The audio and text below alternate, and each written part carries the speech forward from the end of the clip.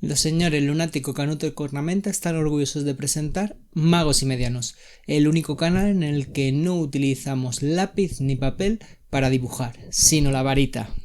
Esta semana, si estáis viendo el vídeo en el momento en que se ha subido, se ha publicado la edición ilustrada de Jim Kay de Harry Potter y la Orden del Fénix en Inglaterra y en Estados Unidos. Aquí en España vamos a tener que esperar un poquito más para tenerla. Pero he querido aprovechar este momento para hablar un poco de mis ilustraciones favoritas de este autor, desde Harry Potter y la Piedra Filosofal hasta Harry Potter y el Cáliz de Fuego. Además, este vídeo va a ser un tanto diferente respecto a lo que suelo hacer, ya que, excepto esta presentación y luego el final, todo lo demás va a ser con voz en off, para que así podáis ver bien las ilustraciones de las que voy hablando. Así que nada, sin más dilación, hoy en Magos y Medianos, mis ilustraciones favoritas de Jim Kay.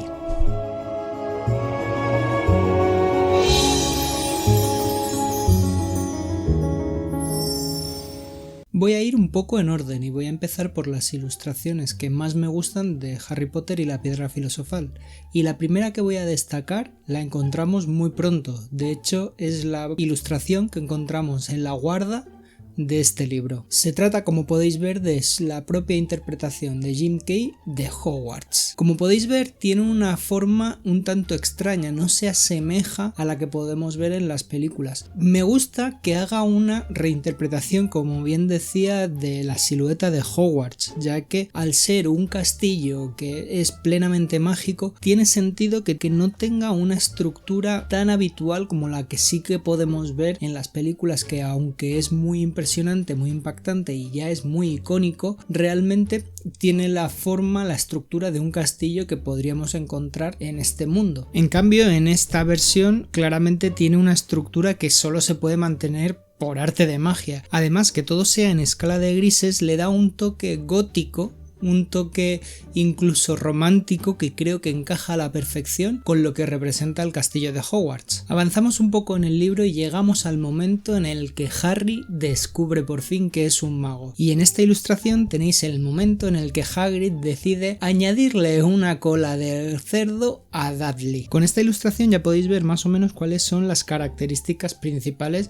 de este artista. Por ejemplo, el uso de la acuarela a la hora de colorear, aunque siempre en las ilustraciones o casi siempre se puede ver el lápiz que hay detrás de este dibujo, y en concreto de esta ilustración lo que me gusta es el dinamismo que aporta. Es verdad que la composición de la página ayuda muchísimo, porque el tener esa transición de la página en blanco a la página en color así verde oscuro que podemos ver en el fondo, más el movimiento que podemos ver de Dudley que sale de la página, me parece que aporta muchísimo dinamismo. Conseguimos ver el movimiento y recrear esa escena en nuestra mente. Y seguimos avanzando y llegamos hasta el Callejón Diagon, en concreto a Madame Malkins. Aquí podemos ver otro de los grandes puntos fuertes que tiene Jim Kay: hacer retratos. Esto en concreto no sería un retrato como tal, porque normalmente Jim Kay en los libros utiliza páginas aparte con un escenario inventado que salen un poco de la narración para realizar estas ilustraciones. Normalmente además suele poner el nombre del personaje al cual está ilustrando, pero aquí aprovecha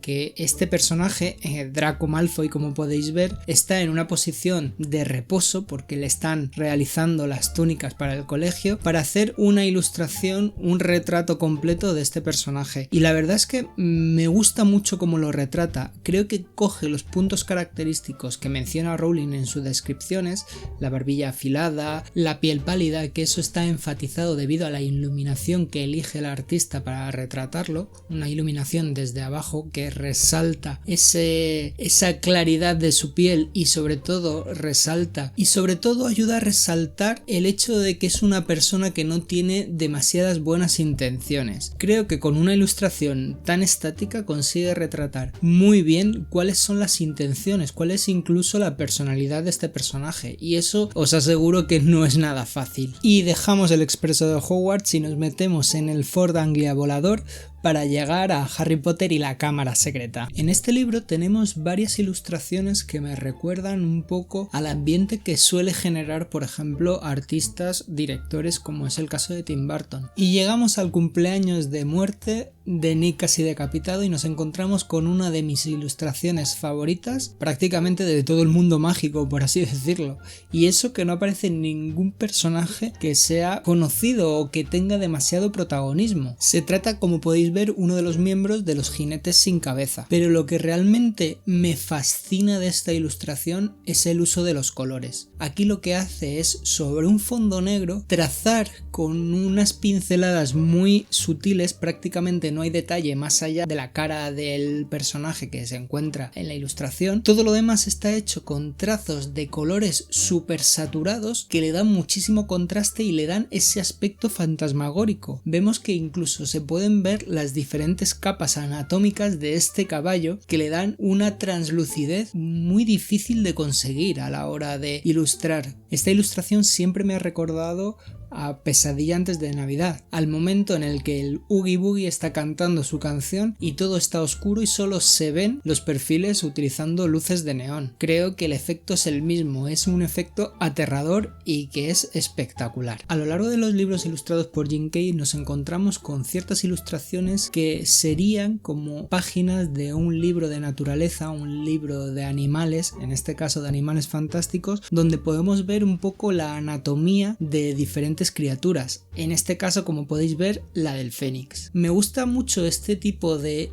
cuaderno de campo porque podemos ver diferentes características de estos animales, por ejemplo, el dimorfismo sexual que presentan, el tamaño y el color de los huevos de este animal. Me parece que es muy interesante y que aporta muchísimo, que es más información de la que tenemos habitualmente y que podría estar perfectamente sacado de los cuadernos de campo de Newt Scamander. Y para la siguiente parada, que sería Harry Potter y el prisionero de Azkaban, qué mejor que levantar la varita y que nos lleve el autobús noctámbulo. La primera ilustración que me gustaría comentar de este libro es la interpretación que hace Jim Kay del mapa del merodeador. Como podéis ver, tiene puntos en común al que podemos ver en las películas, pero tiene un efecto similar al que podemos ver en los típicos cortes de sección de naves espaciales de Star Wars, por ejemplo, se me viene a la cabeza, que le da un toque distinto que me gusta bastante. Creo que así logra representar la mayor parte del castillo y que se vean todas las plantas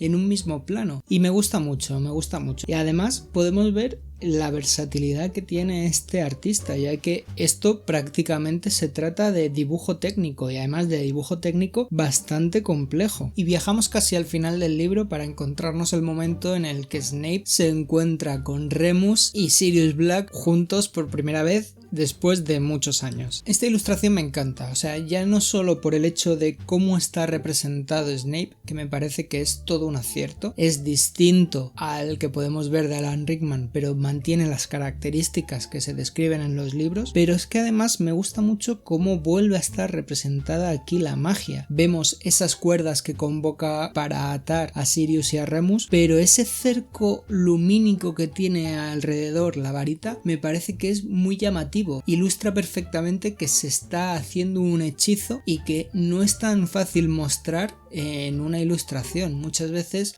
da la sensación de que la magia solo pueden ser rayitos, destellos, y este halo, este círculo me parece que es una representación visual muy efectiva y que funciona perfectamente. Contrasta mucho con los tonos negros y verdes, el añadirle ese azul que es mucho más estridente ayuda a mostrarnos que eso es algo fuera de lo común. Estamos hablando de que aquí hay magia, y la expresión además de Snape, el enfado que podemos ver, me encanta. Y terminamos este libro con una escena que me encanta, que es el momento en el que Harry por fin convoca a un Patronus corpóreo, convoca a Cornamenta, y es que esta ilustración creo que tiene ciertos detalles que hemos visto en otras ilustraciones anteriores y los compagina muchísimo y muy bien. Tenemos un fondo con un claro oscuro muy claro, o sea, es un fondo muy tenebroso, muy romántico en el sentido artístico de la palabra. Además tenemos ese aspecto fantasmagórico que podíamos tener en el jinete sin cabeza que hemos visto en la ilustración anterior, pero aquí de una forma distinta para representar la silueta de este Patronus, que como podéis ver tiene mucho menos detalle, no es una figura nítida, está hecho con trazos mucho más sueltos, mucho más libres. Luego añadimos otro toque muy original a la hora de representar la magia, y es esa especie de salpicaduras que aparece en la varita de Harry y que creo que vuelve a mostrarnos un uso distinto, aunque eso por ejemplo en las películas sí que vemos que muchas veces los haces de luz también tienen como un aspecto líquido bastante interesante. Y otra cosa que me gusta mucho de esta composición es el hecho de que vemos a un Harry que no está en una posición épica, no está en una posición clásica de lanzar un hechizo o una posición de un mago experimentado, no, aquí vemos a un Harry que lo está dando todo, está sacando todo lo que tiene dentro para conseguir salvarse a sí mismo y salvar a Sirius. Creo que con la posición elegida Jim Kay consigue representar el esfuerzo que supone crear un hechizo tan potente y de magia tan avanzada. Y cogemos el traslador para llegar a la última parada del vídeo de hoy: Harry Potter y el Cáliz de Fuego. Y el traslador nos ha dejado en el interior de la madriguera. Y es que cuando uno piensa en hacer ilustraciones de un libro, normalmente siempre tendemos a irnos a los momentos más épicos, a los momentos más importantes, a los momentos más impactantes. En cambio, en esta ilustración que podéis ver, estamos viendo algo del día a día. Una ilustración de cómo Molly Weasley está trabajando en la cocina, una ilustración muy costumbrista que creo que encaja perfectamente con lo que podemos ver muchas veces en los libros de Harry Potter. Creo que finalmente esto representa perfectamente lo que estaba pensando Rowling a la hora de escribir sus libros, y es uno de esos puntos que a mí siempre me han faltado de las películas de Harry Potter, sobre todo de las últimas, a partir de la cuarta hacia adelante, que me faltaba un poquito de eso, de esa magia que tiene este universo y que en cambio en estas ilustraciones podemos ver. Avanzamos un poquito más en el libro y nos encontramos con un retrato de un personaje que, como bien sabéis, a mí me encanta: Ginny Weasley. ¿Por qué destaco este retrato sobre otros que hemos podido encontrar? Pues básicamente lo destaco por el nivel de detalle que tiene. Es que podemos ver cómo está fabricada prácticamente, podemos ver ese jersey, esa chaqueta de lana con un montón de detalles, con las decoraciones florales que tiene la chaqueta, pero es que además vemos a la protagonista, a Ginny, en una actitud súper desenfadada. Podría ser perfectamente el personaje recién levantado, sin estar en un momento épico ni glorioso, no, se trata de simplemente Ginny Weasley sentada hablando con alguien tranquilamente. Es un poco lo mismo que decíamos antes sobre la ilustración de la madriguera, y llegamos a uno de los momentos cumbre, a uno de los momentos más importantes no solo de este libro sino de toda la saga, y es el resurgimiento de Voldemort. Y aquí os voy a enseñar dos escenas, dos ilustraciones en paralelo, en el cual podemos ver el enfrentamiento entre Harry y Voldemort. ¿Por qué he elegido estas dos ilustraciones? ¿Por qué me gustan tanto? Para empezar, volvemos a tener un dinamismo estupendo. Vemos la potencia de los hechizos, el movimiento que están haciendo los personajes. Este dinamismo en esta ilustración en concreto, en estas dos ilustraciones en concreto, se logran sobre todo por el hecho de que el trazado siempre está siguiendo una misma dirección, y por lo tanto digamos que toda la ilustración nos lleva a ese lugar. Además, lo bueno que tiene al ser un libro y al tener la composición de la página es que al poner el texto alrededor de esta imagen que traza una línea diagonal, le da todavía más preponderancia. Por otro lado, podemos ver las diferentes actitudes que tienen los dos magos. Tenemos a Voldemort con un claro gesto de furia, de saber lo que se está haciendo, y por otro lado vemos a Harry, claramente se ve que está superado, que no sabe lo que tiene que hacer, que está intentando sobrevivir. Eso, por ejemplo, en la película también estaba muy bien reflejado, cuando Voldemort estaba con su movimiento de varita totalmente álgido, y en cambio Harry estaba con las dos manos aferradas a la varita, que prácticamente no podía sostenerla. Creo que en ese momento estaba todo muy bien reflejado, y esta ilustración más o menos se encuentra en esa misma circunstancia, se encuentra reflejando la misma diferencia de poder y diferencia sobre todo de seguridad a la hora de batirse a dos personajes tan claramente diferentes en cuestión de magia. Otro de los puntos que tiene a su favor es precisamente el que solo se utilizan prácticamente claroscuros, no tenemos un color más allá de este matiz verdoso, y muy importante, los ojos rojos de Voldemort, muy característico, pero lo demás es prácticamente prácticamente luces y sombras. Me encantaría poder tener esta ilustración en grande para poder hacer un díptico con los dos personajes enfrentándose entre sí. Y poco más puedo decir por ahora de este autor. Así que nada, como siempre digo, suscribíos, dadle a la campanita y seguidnos por redes sociales que siempre ponemos cosas interesantes. Además, si queréis ayudarnos de una forma distinta, podéis uniros a nuestro Patreon y formar parte de nuestro ejército de Gandalf. Travesura realizada.